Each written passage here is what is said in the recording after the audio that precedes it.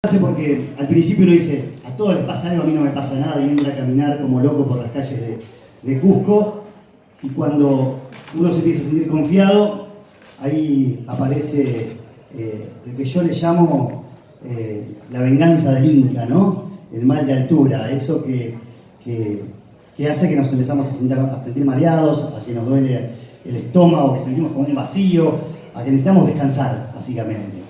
Y podemos aprovechar 2 o 3 días ahí también para visitar algunos lugares muy interesantes que hay en Cusco, la bellísima Plaza de Armas, en donde uno en torno a esa Plaza de Armas puede encontrar varios edificios que son de gran interés.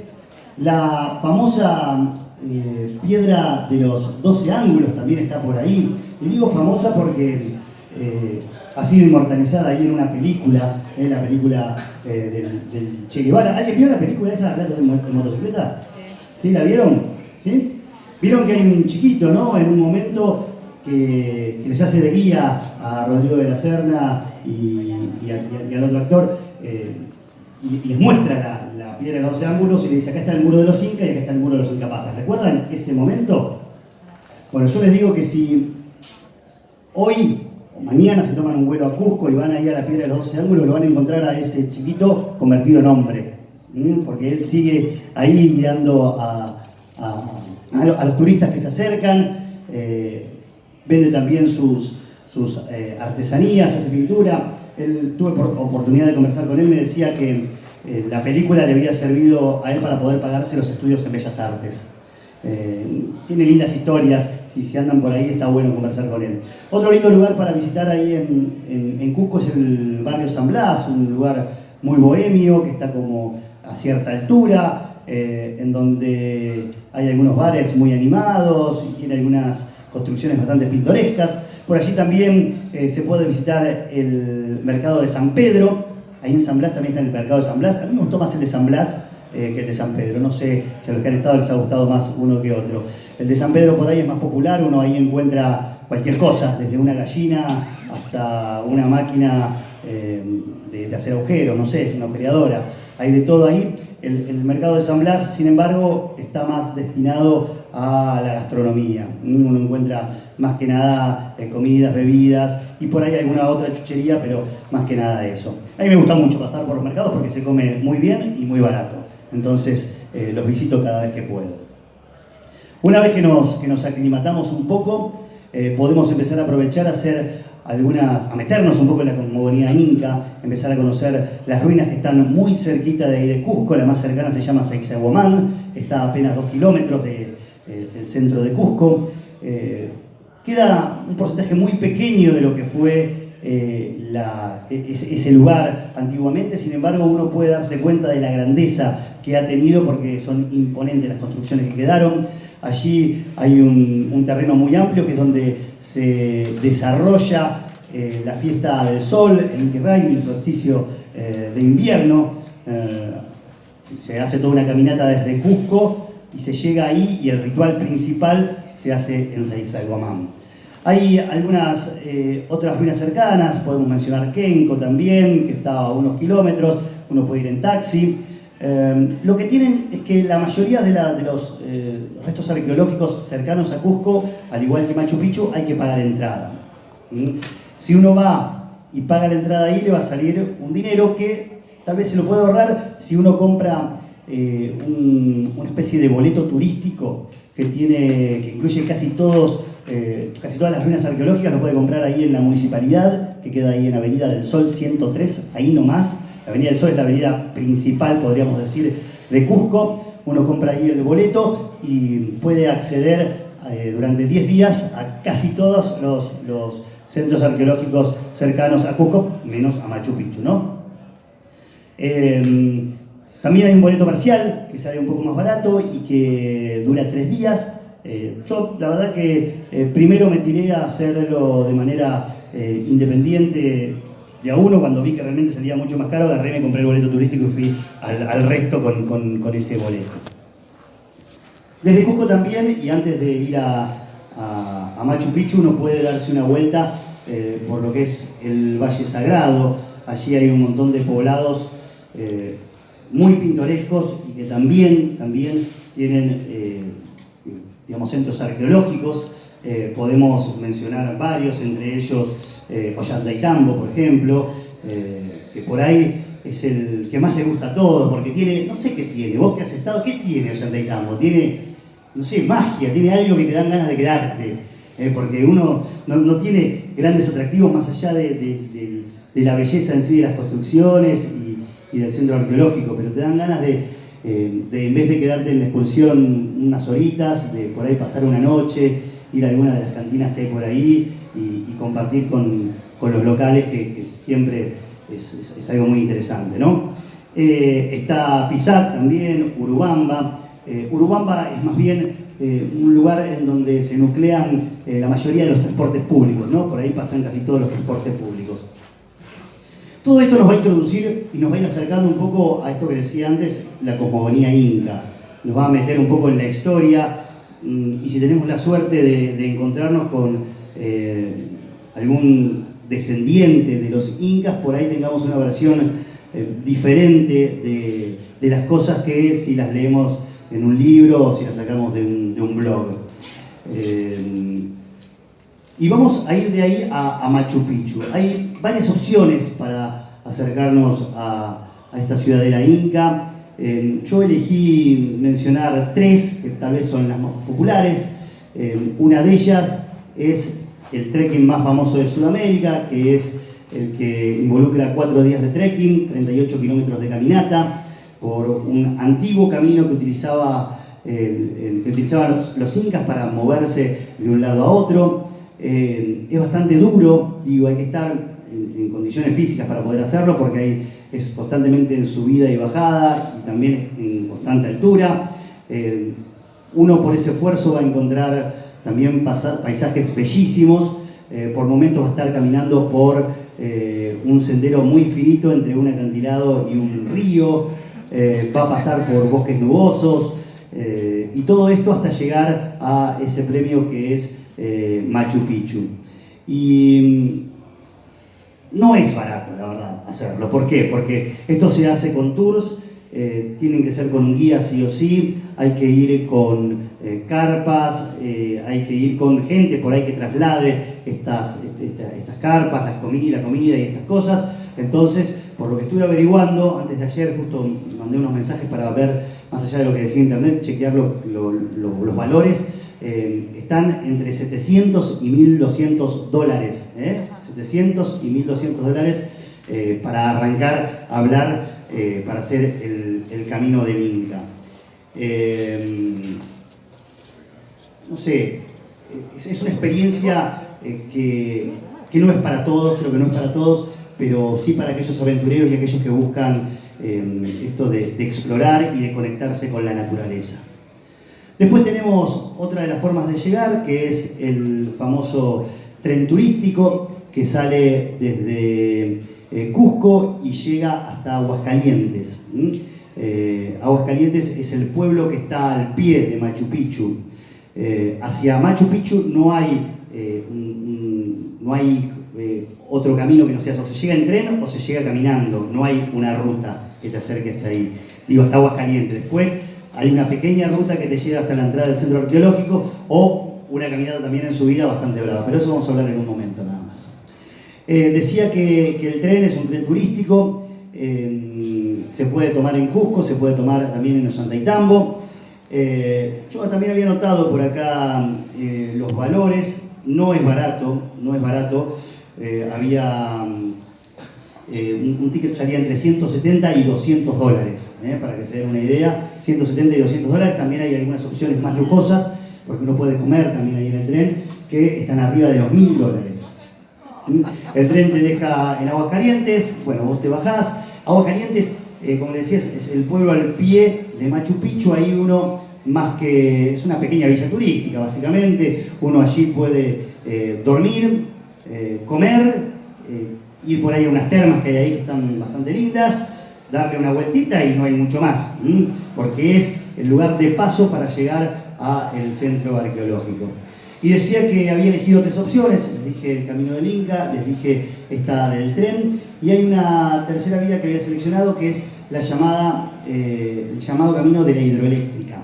En el centro de Cusco, en la Plaza de Armas, si uno pregunta por ahí va a poder encontrar algún dato sobre los traslados que se hacen combis hacia la hidroeléctrica. Hay algunos que arman como paquetes, ¿no? En donde por ahí te llevan hasta la hidroeléctrica, te ofrecen 1 o 2 noches de alojamiento en Aguascalientes y por ahí un guía y tal vez la cena. Suele ser bastante más barato que si uno lo hace por cuenta propia, estos paquetes, porque están como muy preparados. Es todo muy caótico, muy desorganizado y muy desordenado esto. Quiero decir, te dicen tenés que estar en tal lugar a tal hora, va a venir una combi, hay 20 combis, vos no sabés cuál es la tuya, tenés que dar vueltas para encontrarla. Bueno, te subís ahí, te lleva, creo que son 4 horas de camino, te lleva hasta la hidroeléctrica, te bajás en la hidroeléctrica y te dicen, ¿ves la vía del tren? Bueno, tenés que caminar 11 kilómetros por ahí hasta llegar a Aguascalientes. Sí, hay que caminar entre el río Urubamba, la vía del tren y la montaña. Un sendero es al costado de la vía, digo. ¿Cómo? Y el tren que pasa, claro, está muy acostumbrado, ¿no? El tren por ahí pasa muy despacio, te va avisando, te toca bocina, pero pasa el tren. Y hay unos... son 2 puentes, ¿no? que cruzan el río, y ahí no hay costado de la vía, hay que pasar por arriba de la vía, entonces tenés que calcular que el tren justo no esté pasando en ese momento.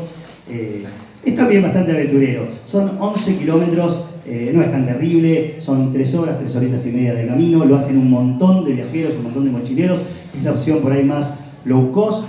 Si uno hace este camino, la verdad es que lo único que hay que llevar es lo puesto y ropa interior en la mochila, agua y no mucho más. Hace calor y no es recomendable el peso. Yo me acuerdo que cuando lo hice no presté atención a esto que me decían y me encapriché en llevar mi mochila grandota, la pasé re mal, entre venía con la altura y la mochila caminando esos 11 kilómetros con el calor, la altura y el peso, no es para hacerlo. La verdad que no lo hagan, por favor, dejen las cosas en el lugar donde compraron el boleto para la combi, en el hotel en el que estaban en Cusco o en cualquier lugar que se las van a tener, no les van a robar nada y va a hacerle mucho más llevadero el camino hacia Aguascalientes.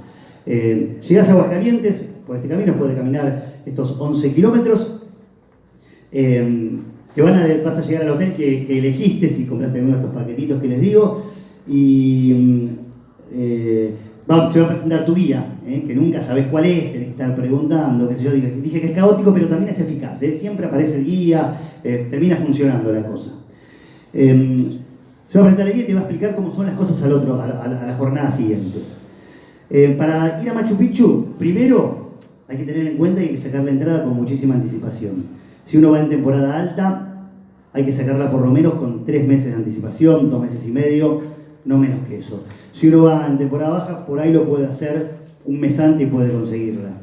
Se saca por internet, hay que entrar, hay un montón de sitios que venden la entrada a Machu Picchu.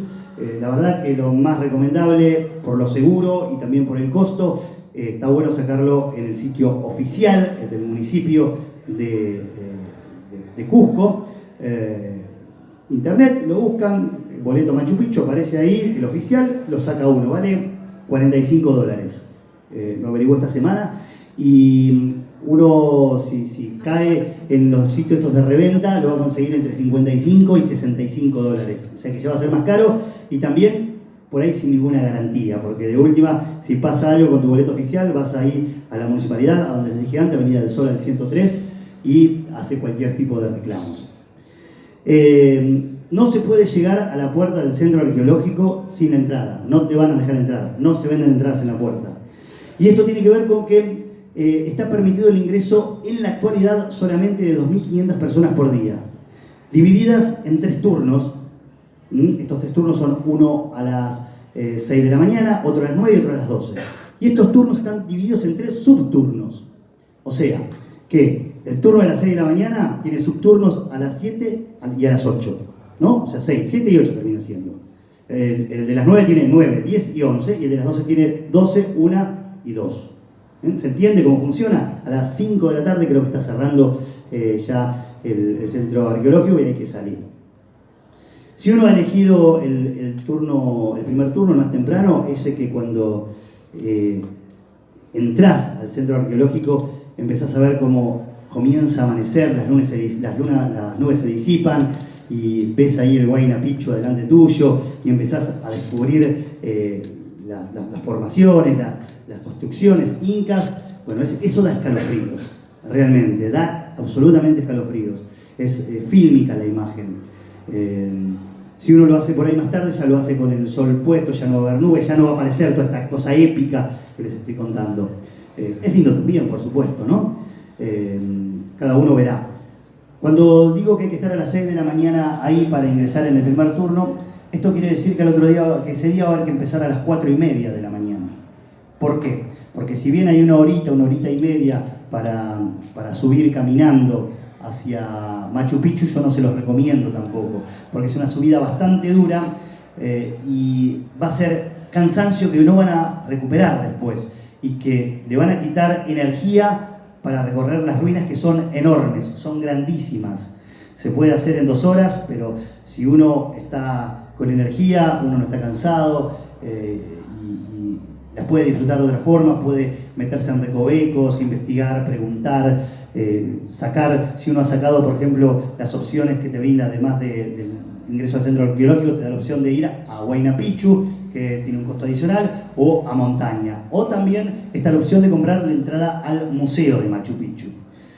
En relación a estas 3 cosas, Huayna Picchu por ahí es el más interesante y el que menos cupo tiene. Es una subida también que lleva 1:30. Hay que estar físicamente preparado porque hay momentos que literalmente hay que trepar en la montaña. Hay restos arqueológicos también en la montaña. Es por ahí la más interesante de las 3, si querés. El de la montaña es solamente una subida donde uno logra una vista parecida de toda la ciudadela, una vista parecida a la que se consigue subiendo hasta la Casita del Sol. Bueno, la montaña está más alta, por supuesto, la vista es mucho más amplia, pero no difiere de mucho, ¿no? Por ahí, si uno dice voy a subir hasta allá arriba 1 hora y pico y bajar después con el cansancio que eso implica, no sé, tal vez alguno decida o prefiera seguir caminando por abajo de las ruinas y tener la misma foto que el que subió, porque a la foto que me refiero, a la foto que se saca de esa zona, de la Casita del Sol o desde la montaña, es la foto popular, la que se ve en todo. Uno googlearía Machu Picchu y aparece esa foto, a eso me refiero. Y el museo cuenta muchas cosas en la historia. Si uno entró por libre, por ahí sí está bueno ir al museo. Ahora, si uno lo hizo con un guía, como que repite mucho de lo que cuenta el guía, ¿no? Puede ver por ahí algunas cosas que se encontraron ahí en el museo, pero son como 3 opciones alternativas, además de la visita a la ciudadela. Les decía que había que arrancar a las 4:30 de la mañana para poder subir si uno lo hace caminando. Y si uno lo hace en micro, porque hay un micro que va y viene desde Aguascalientes hacia la entrada del centro arqueológico, ese micro, el trayecto lo hace en 15 minutos, pero hay tanta gente en temporada alta, por ejemplo, que hay colas, un montón de cola. Entonces, desde las 4 de la mañana ya uno tiene por ahí 1 o 2 cuadras de cola. Y por ahí, si uno a las 5 se puso a hacer cola, y por ahí va a llegar a las 6, aunque el trayecto dure 15 minutos, por ahí va a llegar a las 6 al ingreso de ahí de Machu Picchu. Y precisamente este sitio quizás es como el icono del mochilero, ¿no? Es el lugar que todos los viajeros en algún momento planeamos ir, por lo que implica y también por el valor histórico que el lugar tiene. Así que si no lo han hecho, les recomiendo que lo tengan en la brújula, que lo planteen para algún momento, y si lo hicieron, bueno, también está bueno volver, ¿no? Tal vez hay cosas que quedaron pendientes y está bueno volver a recorrer por allí. No sé si alguien tiene alguna pregunta en relación a todo esto. Yo no les voy a contar qué hay adentro de Machu Picchu, porque está buenísimo que estando ahí les cuenten de qué se trata. Yo tuve la suerte de que en esa ocasión me tocó un guía que era descendiente de un guía quechua, y tenía una mirada. Él decía, viste que acá dicen tantas cosas de que esto era una fortaleza de defensa, otros dicen que era un pueblo donde vivían los trabajadores en una parte y en otra parte el gran Inca. Bueno, esto era medio universidad, según nos cuentan nuestros ancestros, decía el guía con el que me tocó a mí. Y nos explicaba por qué. Y es una versión que por ahí no tiene mucho que ver con lo que uno aparece, lo que uno ve cuando lee en internet o lee las distintas reseñas de la gente que ha por ahí investigado al respecto. Y también nos mostraban ciertas miradas, ¿no? Uno por ahí decía, bueno, el imperio inca eran conquistadores y este guía, me acuerdo que nos contaba, sí, es verdad, eran conquistadores, pero no es que venían con el ejército e imponían sus cosas, sino que planteaban como decir, bueno, ¿no les gustaría ser parte del imperio con estas ventajas, haciendo este tributo? Por ahí algunos pueblos no querían, entonces no es que entraba con un ejército y los mataba a todos y decía acá estoy yo, sino ¿qué hacía? Y bueno, les cortaba el agua, les cortaba los ríos, les quitaba los ríos, evitaba que puedan comerciar y de alguna manera sí, hacían una especie de guerra sucia, si uno quiere, porque era bastante... Era distinto entrar con armas y matarse, sino decir, bueno, queremos que sean parte del imperio y nuestra manera de hacerlo, de obligarlos, es esta. Todas estas cosas las contaba este guía. Así que digo, está bueno que uno consiga un guía ahí y les vaya contando cada sitio, qué pasaba, qué sucedía y qué se estima, ¿no? Porque los incas no tuvieron palabra escrita, no escribían. Entonces, todo lo que se sabe fue por españoles o Garcilaso de la Vega, el que se dice que es el último inca, que en realidad era mestizo, que escribió algunos libros, pero que vivió 9 años entre los incas y después vivió en Europa, como que es medio raro. Entonces, por ahí, las historias que van llegando de boca a boca, generación tras generación, por ahí tienen un valor un poco más interesante. No sé si alguien tiene alguna pregunta en relación a esto de Machu Picchu, si no, la damos por cerrada y pasamos a la parte que nos interesa a todos, que es el sorteo. ¿Alguna preguntita, no? ¿Nada? Bueno, vamos al sorteo entonces. Muchas gracias por haberme escuchado.